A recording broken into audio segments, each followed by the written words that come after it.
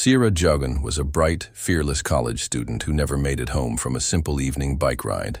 And Allen Kirkland, a quiet mechanic with a dark past, was the first crack in a terrifying mystery that led investigators to Christopher Dawes, a twisted survivalist hiding unthinkable secrets deep in the woods. What began as a missing persons case soon unraveled into a chilling tale of manipulation, captivity, and a race against time. On a warm summer evening in July, the sun began to dip beneath the horizon, casting a golden glow across the quiet fields of Fulton County, Ohio. 21-year-old Sierah Joughin pedaled her bicycle along County Road 6, the wind gently brushing her hair back as she rode.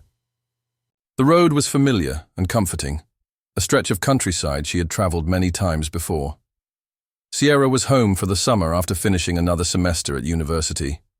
She was a smart, focused young woman with a bright future ahead of her and a close-knit circle of family and friends who loved her deeply.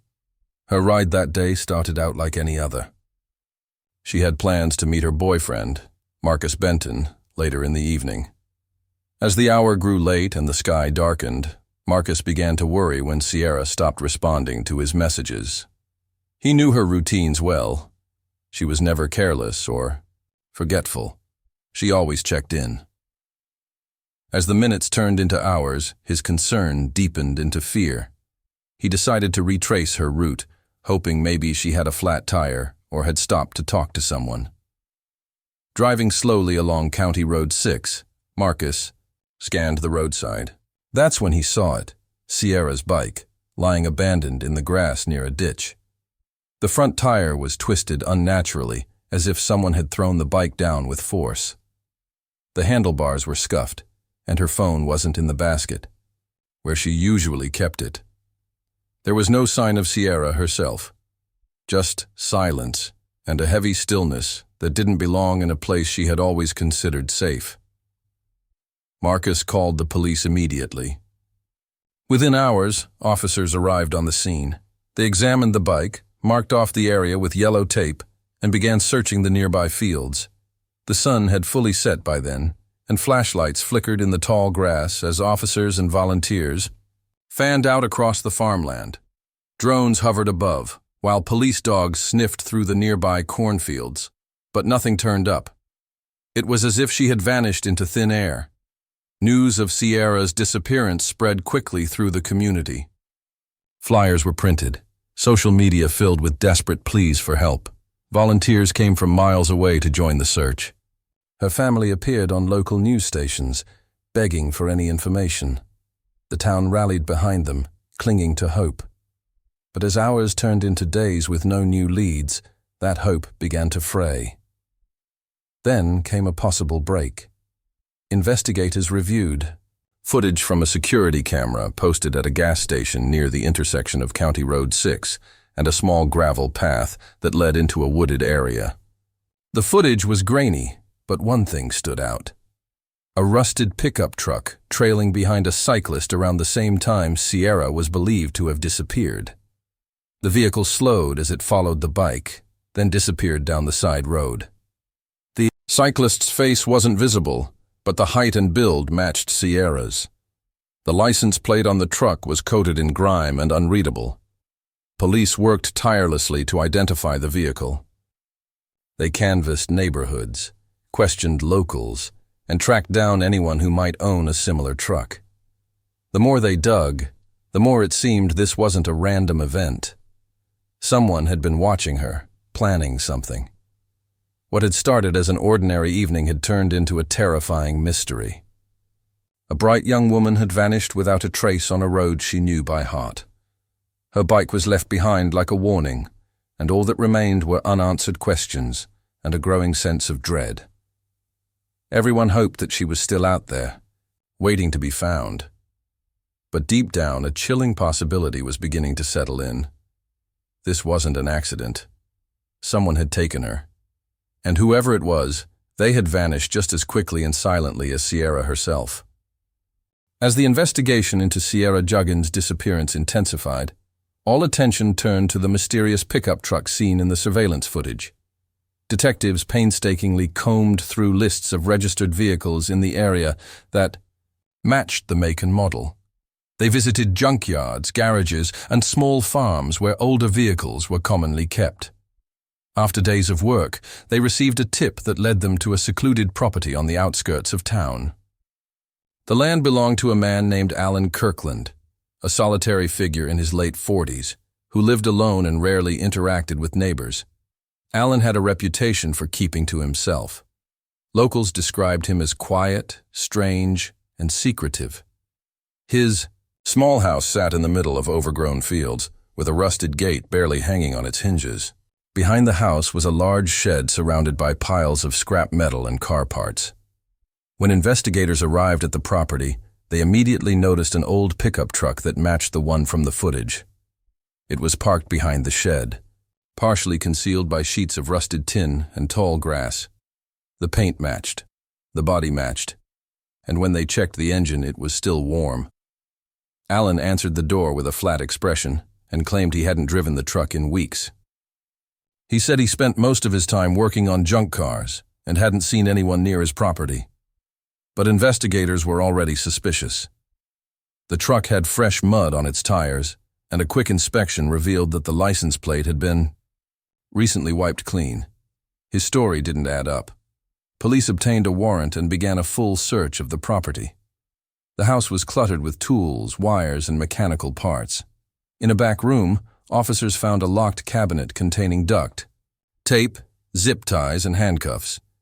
In the shed, they discovered a shovel with fresh soil still clinging to its blade. But it was what they found deeper into the wooded part of the land that truly raised alarm.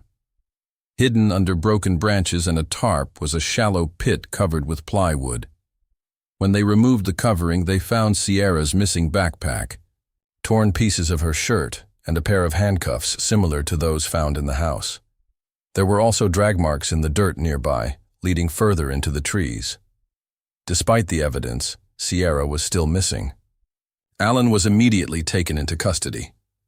He didn't resist and maintained his innocence, refusing to answer any questions. He didn't ask for a lawyer or make any statements. He just stared blankly, offering no help and showing no emotion. His silence only deepened the mystery. As word of Allen's arrest spread, the community felt a mixture of shock and unease. No one had imagined someone like him could be involved in something so dark. Yet the evidence suggested he knew more than he was letting on. The discovery of Sierah's belongings on his property was undeniable. Still, the most important question remained unanswered. Where was she? While combing through Allen's phone records, investigators noticed something unusual. In the days leading up to Sierah's disappearance, he had exchanged several calls with a number not registered to any known name. The calls were brief and spaced out, but one had taken place just an hour before the time Sierah went missing. This raised a chilling possibility. Allen might not have acted alone. Just as investigators began to explore this theory, a neighbor brought them something unexpected. While reviewing footage from a motion-activated trail camera set up to monitor wildlife, he had captured a strange figure moving through the woods near Allen's property late at night. The man was tall and broad-shouldered, wearing a camouflage jacket and a heavy backpack. He was dragging something behind him, something long and heavy. The camera had recorded the footage only a day after Sierah disappeared. Investigators now faced a terrifying realization. Allen Kirkland was not the only one involved. There was another man, someone operating in the shadows, someone still out there. And with each passing hour, the chances of finding Sierah alive grew thinner. The discovery of the trail camera footage showing a second, unidentified man near Allen Kirkland's property shifted the entire investigation. Detectives now faced a broader, more disturbing possibility, that Sierah's abduction wasn't the act of a lone predator but part of a calculated plan involving more than one person. The grainy image showed a man dragging something heavy through the woods, and his jacket bore a distinctive patch. After enhancing the image, investigators identified the patch as a military-style insignia used by a fringe survivalist group operating in the nearby region, a group known locally as Iron Circle. Iron Circle was founded by Christopher Dawes, a former military mechanic in his late 30s who had returned from service with a bitter distrust of society. He'd bought a remote property deep in the woods and formed a group of like-minded men who trained in wilderness survival, isolation techniques, and anti-government rhetoric. Their activities had mostly stayed under the radar, until now. Investigators looked into Christopher's past. Troubling patterns emerged. He had a history of violence, including charges of assault and illegal weapons possession. Most notably, he had once been questioned in the disappearance of a 17-year-old girl in another state 5 years earlier, but the case was dropped due to a lack of evidence. Detectives obtained a warrant to search Christopher's cabin, located nearly 15 miles from Allen's home and accessible only by a narrow dirt trail. The property was heavily fortified, with fences made from sharpened wooden stakes and signs warning trespassers to keep out. The search team found weapons, camouflage gear, survival manuals, and several disturbing drawings of women restrained in cages. Hidden beneath a floorboard in the bedroom was a tarp, stained with blood later confirmed to be Sierra's. Even more chilling was the discovery of a small silver locket, one that Sierra's mother had given her before college, with her picture still inside. Phone records provided another connection between Allen and Christopher. The two men had spoken multiple times in the weeks before the abduction. While Allen had no known association with Iron Circle, it appeared he had been drawn into Christopher's influence. Investigators believed Christopher had orchestrated the plan, and Allen had played the role of accomplice, luring Sierra or helping to hide her afterward. The discovery of a rough map at Christopher's cabin added urgency to the case. It marked several isolated locations in the forest with symbols and dates. One spot, labeled only with an X, was circled in red. Investigators believed it might indicate where Sierra had been taken or held.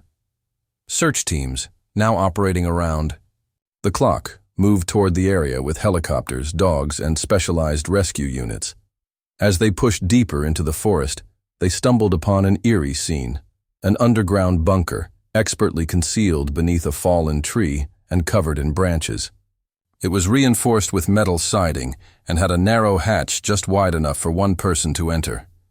Inside were empty food containers, a dirty cot, makeshift restraints, and a lantern still flickering.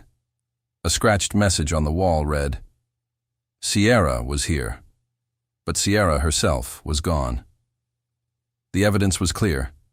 She had been held in that bunker, possibly for days. The marks on the walls, the clawed fabric near the door, and the desperate scrawls of her name pointed to a terrifying ordeal. She had been alive, and she had tried to escape. Investigators now believed Christopher had moved her again, possibly to another hidden location marked on his map. The manhunt for him intensified, but he had vanished without a trace. His truck was found abandoned near the state border, burned and stripped of any identifying features. With each passing hour, the trail grew colder. The realization was devastating. They were chasing a man who had prepared for this moment, who knew how to vanish, how to cover his tracks, and how to manipulate others into helping him. And worst of all, no one knew if Sierra was still alive, or if the final mark on that map was a grave. Days turned into weeks as the search for Christopher Dawes intensified. His name and face were broadcast across state lines, shared on news reports, social media, and law enforcement bulletins. Tips poured in from across the country, but none led to his capture. Meanwhile, Sierah Joughin's whereabouts remained unknown. The bunker in the woods had been her prison, but by the time it was discovered, she had already been moved. Investigators were working against time, hoping she was still alive, and that Christopher had left behind a mistake, a clue they could use to find her. Then came an unexpected breakthrough. A hiker deep in the Wayne National Forest, nearly 100 miles from where Sierra had disappeared, reported a strange, foul smell coming from an abandoned hunting shack. Authorities quickly responded, and what they found left them shaken. The shack was in disrepair, with broken windows, rotting floorboards, and an iron chain bolted into the wall. On the dirt-covered floor were scraps of fabric and human hair. In the corner sat a metal bucket, and beside it, a journal. The journal belonged to Christopher Dawes. Inside were pages filled with paranoid ramblings about control, freedom, and survival. But scattered among the writing were chilling entries. He had kept a log of his movements, thoughts, and interactions with Sierah. He referred to her only as the girl, writing about how she resisted, how she cried, and how she grew weaker, each day. The last entry was dated 10 days earlier and read, "She won't last much longer. It's almost time." A forensic team searched every inch of the shack. Buried behind it, beneath a pile of firewood, they found a small grave. Inside was the body of a young woman wrapped in plastic. Dental records confirmed the heartbreaking truth. It was Sierah Joughin. Her life had ended in the remote forest. Far from her home, her loved ones, and the future she had worked so hard to build, the community mourned deeply. Candlelight vigils were held, and yellow ribbons lined the roads in her memory. People who had once felt safe now looked over their shoulders. A once peaceful town was marked by grief, but also a determination to see justice served. Investigators shifted focus from rescue to pursuit. They wanted Christopher Dawes captured, alive. Weeks later, they received a tip from a motel employee in Kentucky. A man matching Christopher's description had checked in under a false name, using cash, and avoiding eye contact. Authorities surrounded the area, and a tense standoff followed. Christopher barricaded himself in the room with a handgun. Negotiators pleaded with him for hours, but in the end, he took his own life before he could be brought to trial. The news of his death brought mixed emotions. Relief that he could no longer hurt anyone else, but anger that he had escaped justice.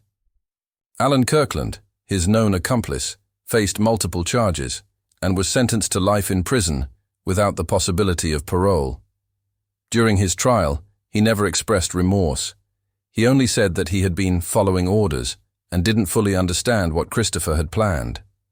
The courtroom sat in stunned silence as Sierah's family gave their victim impact statements, reminding the world that she was more than a case. She was a daughter, a friend, a bright light extinguished far too soon. In the aftermath, new laws were introduced to track known violent offenders more closely and to improve emergency response systems for missing persons. Sierah's story sparked change, but the pain remained.